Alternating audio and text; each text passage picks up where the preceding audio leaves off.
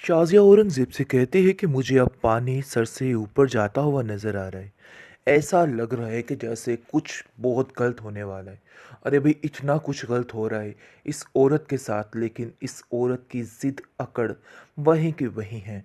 फिर बेचारी बार बार गुड्डी को जलील करने की कोशिश की जा रही है और उसको काम करवाया जा रहा है। लेकिन जी आप देखेंगे कि बेसूद इसके हाथ कुछ भी नहीं आएगा, क्योंकि स्वीटी उसकी हर चीज़ में मदद करने के लिए तैयार बैठी होती है। और शाज़ ये इस बात को लेके हैरान है कि मैं इस लड़की पर इतना काम का बोझ डाल रही हूँ, लेकिन इसके बावजूद भी ये लड़की कैसे चहचहा रही है, खिलखिला रही है। आखिर ये सब कुछ कैसे हो सकता है? ये चीज़ उसके लिए बहुत ज़्यादा दर्दनाक है। कई दफ़ा वो स्वीटी उसको हादसे का शिकार करती है, लेकिन वो है कि उसकी अक्ल ठिकाने नहीं आ रही है। फिर भी वहीं की वहीं उसकी सोच ठहरी हुई है। आप देखेंगे औरंगज़ेब अब काफ़ी उतावला हो रहा है, क्योंकि उसको समझ आ रही है कि गुड्डी को इस तरह से बेआसरा नहीं छोड़ा जा सकता। यानी कि गुड्डी का काम तमाम करना ही होगा। ये बहुत ज़रूरी हो चुका है और जैसे जैसे वक्त गुज़र रहा है हमारे पास वक्त कम होता जा रहा है। ये चीज़ की उसको बड़े अच्छे तरीके से समझ आ चुकी है। वो बार बार रमीज़ को कॉल करता है और कहता है कि देखो अब हमें जितनी जल्दी हो सके ये काम करना है, क्योंकि ये लड़की हमारे लिए वबाले जान बनती जा रही है। और मैं ऐसा नहीं चाहता कि हमारे साथ कुछ भी ऐसा हो। हमारे घर का माहौल इस लड़की की वजह से बहुत ख़राब हो चुका है। मज़ीद कोई किसी किस्म की मैं अब नाचाकी नहीं चाहता हूँ। बहुत ज़्यादा परेशान हूँ। क्या हल है? मुझे तो कुछ समझ नहीं आ रही। शाज़िया कहती है कि हल तो यही है कि इस लड़की का काम तमाम कर दिया जाए, क्योंकि मुझे नहीं लगता ये लड़की हमें जीने देगी। कब तक हम ये सब कुछ बर्दाश्त करते रहेंगे? आपने बाबा जी की भी बातें नहीं मानी हैं, लेकिन मैं आपको बता दे रही हूँ, ये गुड्डी इस काबिल नहीं है कि इसको इस घर में रखा जाए।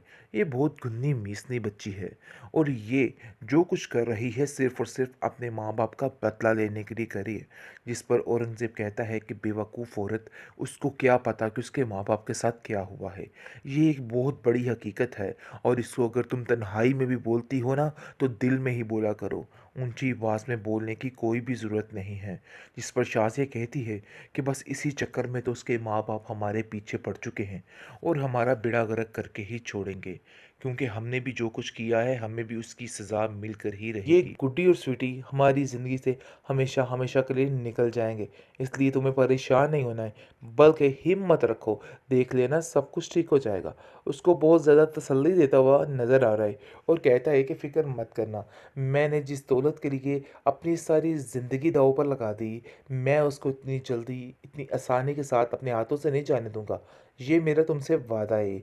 आगे से शाज़ी कहती है कि भई ऐसे ना हो कि आपके वादे के चक्कर में हमारी जान ही चली जाए। इस स्वीटी को तो ठिकाने लगाएँ पहले। मुझे तो कुछ समझ नहीं आ रही कि मैं क्या करूँ? जिस पर फिर उसका वहम देकर उसको साइड पे कर देता है और कहता है कि नहीं, आप लोगों के वहमो-गुमान पे सिर्फ़ और सिर्फ़ स्वीटी सवार हो चुकी है। इसके अलावा और कुछ भी नहीं है। तुम लोगों को कुछ नज़र ही नहीं आता स्वीटी के बगैर, इसलिए ये बातें सोचने का कोई फ़ायदा नहीं है। शाज़िया समझ चुकी है कि यहाँ पे कोई दाल नहीं गलनी है। खैर अब देखेंगे कि वो अब डबल ट्रिपल से भी पहले से भी ज़्यादा गुड्डी के पीछे हाथ धो के पड़ जाती है और कहती है कि तुम्हारी तो इन 2 दिनों में पर ही निकल आए। ऐसा लगता है कि जैसे सदियों से बड़ी ऐशो-इशरत की ज़िंदगी गुज़ार रही हो। आखिर तुम्हारी ये डैन-डंग कैसे बदले?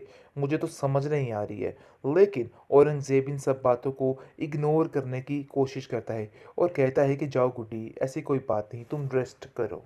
सोने की ज़िद और हठधर्मी उसकी जान ले लेगी। पता नहीं क्या कुछ कर रही है और क्या नहीं कर रही है। जैसा कि आप देख रहे हैं कि आफ़ाक ने जो काम उसने अपनी माँ के साथ किया है, वो उसके साथ करके, उसको बेहोश करके उसकी सारी रकम लेने की कोशिश की जा रही है और उस पर तरह-तरह के ज़ुल्म ढाए जाएँगे। लेकिन ये बात सोनी को समझ नहीं आई थी। गुड्डी और हमज़ा समझा-समझा के इसको थके, लेकिन इसने उल्टा उनको ही ज़लील किया, उनको ही रुस्वा किया। लेकिन अब देखेंगे कि आफ़ाक जो है वो ऐसे-ऐसे काम करने जा रहा है कि बस ये सोनी याद रखेगी और ये चारों पहलू इसको वही नज़र आएगा। और अब देखेंगे कि फ़िलहाल जो स्वीटी है वो ये सारा माजरा देख रही है। कभी आफ़ाक के आगे नज़र आ रही है और कभी आफ़ाक के पीछे नज़र आ रही है। पहले सोनी को वो परेशान करती रही ताकि सोनी सुधर जाए, लेकिन सोनी को अकल नहीं आई है। लेकिन जी अब अफ़वाह के पीछे हाथ धो के पड़ चुकी है। वो अफ़वाह को कुछ ऐसा नहीं करने देगी, क्योंकि स्वीटी उसका वो हश्र करेगी कि वो याद रखेगी। क्योंकि वो जानती है कि गुड्डी की कज़न है, अभी स्वीटी को सारा पता है, टेंशन नहीं लेनी है। स्वीटी को सारा पता है कि वो गुड्डी की कज़न है, इसलिए वो स्वीटी जो है अफ़वाह को कुछ भी नहीं करने देगी। दूसरी तरफ देखेंगे कि जो बंदा इस गुड्डी के साथ बुरा करना चाहता है, उसके साथ ऐसा हश्र कर दिया गया है कि ये याद रखेगा। जैसा कि वो लोग फंक्शन से वापस आ रहे होते हैं, उन लोगों का बुरे तरीके से एक्सीडेंट हो जाता है, जिसकी वजह से सारे स्वीटी को ही कसूरवार ठहरा रहे हैं और कह रहे हैं स्वीटी की वजह से ही ये सब कुछ हुआ है।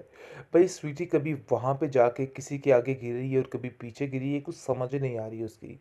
लेकिन जी आप देखेंगे कि जिस तरीके से इस ड्रामे को हॉरर दिखाया गया था ना, ऐसा कोई सीन नहीं है, बल्कि अब तो कुछ और ही सीन बन चुका है। फिलहाल आप देखेंगे कि शाज़िया कहती है कि अरे भई इस लड़की को मैं बिल्कुल भी बर्दाश्त नहीं करूँगी। और वो स्वीटी, छटाक भर की स्वीटी, क्या हाल करके रख दिया उसने हमारा। मुझे तो समझ ही नहीं आ रही है कि वो क्या कर रही है। जिस पर गुड्डी कहती है इसकी स्वीटी तो मेरे पास थी। आप कैसे खालाजान कह सकती हैं कि स्वीटी आगे थी आपके वजह से, यानी उसकी वजह से आपका एक्सीडेंट हुआ है। लेकिन जब देखेंगे कि औरंगज़ेब कहता है जो कुछ भी है अभी फ़िलहाल तुम्हें शाज़िया खामोश रहना होगा। इन सब बातों को करने का कोई फ़ायदा नहीं है, क्योंकि अब इन बातों का कोई भी जवाब नहीं है। क्योंकि वो तो गुड्डी का काम ख़त्म करना चाहता है। इसलिए उसके लिए दिन-रात मेहनत कर रहा है और दिन-रात एक कर रहा है और शाहज़ाद को यकीन दिलाता है, कहता है कि बस कुछ देर और ये सब कुछ बर्दाश्त कर लो। देख लेना कि तुम्हारी ज़िंदगी में कितना सुकून हो जाएगा और ये गुड्डी और स्वीटी हमारी ज़िंदगी से हमेशा-हमेशा के लिए निकल जाएँगे। इसलिए तुम्हें परेशान नहीं होना है, बल्कि हिम्मत रखो, देख लेना सब कुछ ठीक हो जाएगा। उसको बहुत ज़्यादा तसल्ली देता हुआ नज़र आ रहा है और कहता है कि फ़िक्र मत करना, मैंने जिस दौलत के लिए अपनी सारी ज़िंदगी दाँव पर लगा दी, मैं उसको इतनी जल्दी, इतनी आसानी के साथ अपने हाथों से नहीं जाने दूँगा। ये मेरा तुमसे वादा है। आगे से शाज़ी कहती है कि भई ऐसे ना हो कि आपके वादे के चक्कर में हमारी जान ही चली जाए। इस स्वीटी को तो ठिकाने लगाएँ पहले, मुझे तो कुछ समझ नहीं आ रही कि मैं क्या करूँ? जिस पर फिर उसका वहम देकर उसको साइड पे कर देता है और कहता है कि नहीं, आप लोगों के वहमो-गुमान पे सिर्फ़ और सिर्फ़ स्वीटी सवार हो चुकी है। इसके अलावा और कुछ भी नहीं है। तुम लोगों को कुछ नज़र ही नहीं आता स्वीटी के बगैर, इसलिए ये बातें सोचने का कोई फ़ायदा नहीं है। शाज़िया समझ चुकी है कि यहाँ पे कोई दाल नहीं गलनी है। ख़ैर आप देखेंगे कि वो अब डबल ट्रिपल से भी पहले से भी ज़्यादा गुड्डी के पीछे हाथ धो के पड़ जाती है और कहती है कि तुम्हारी तो इन 2 दिनों में पर ही निकल आई। ऐसा लगता है कि जैसे सदियों से बड़ी ऐशो-इशरत की ज़िंदगी गुज़ार रही हो। आखिर तुम्हारे ये डैन-डंग कैसे बदले, मुझे तो समझ नहीं आ रही है। लेकिन औरंगज़ेब इन सब बातों को इग्नोर